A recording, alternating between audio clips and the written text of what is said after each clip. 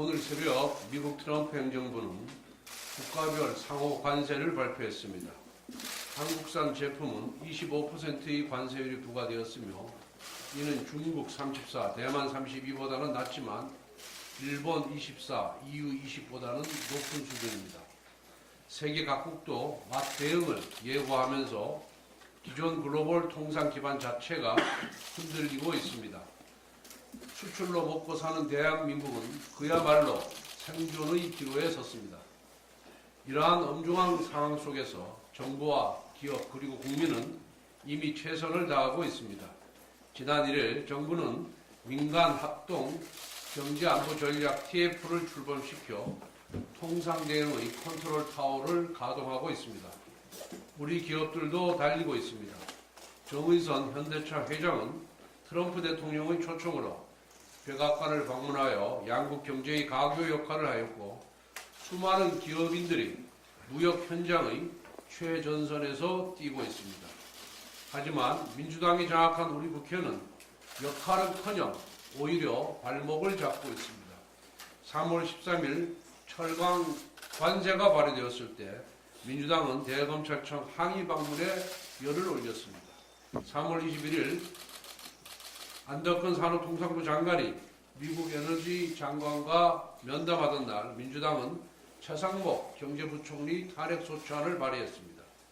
3월 27일 자동차 관세가 발표되었을 때 민주당은 탄핵 촉구 철야 농성에 돌입했습니다. 민주당의 권력욕이 통상 대응 골든타임을 불태운 것입니다. 더 심각한 문제는 지금 이 순간에도 한덕수 대행과 최상목 부총리가 민주당의 탄핵 스토킹에 시달리고 있다는 사실입니다.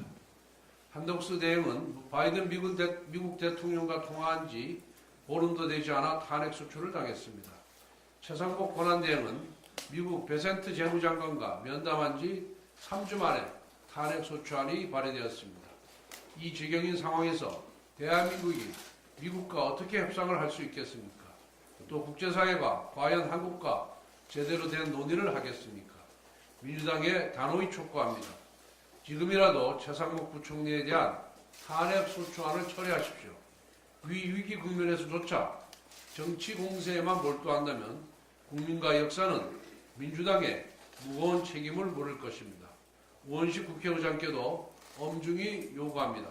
끝내 이재명이 국익 대신 자신의 권력력을 선택한다면 의장은 표결을 위한 본회의를 개최하지 말아야 합니다.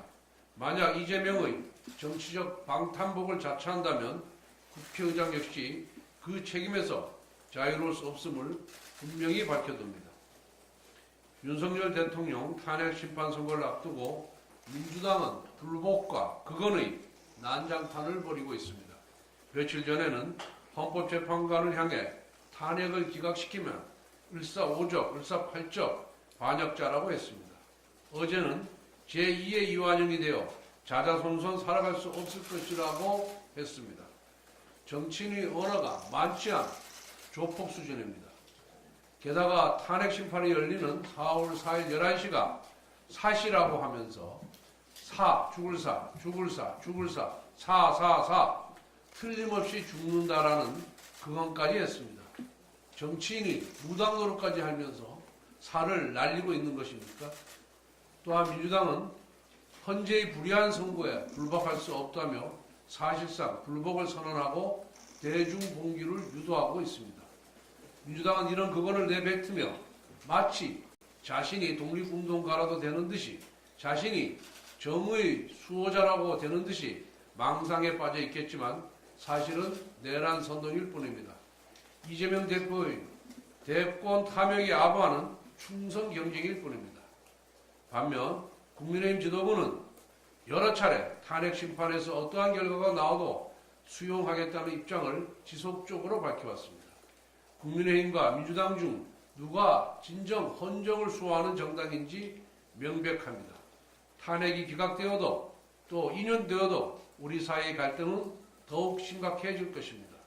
이러한 상황에서 책임있는 정치 세력이라면 지지자들의 감정을 다독이면서 차분하게 헌재 판결을 기다리는 것이 정도일 것입니다.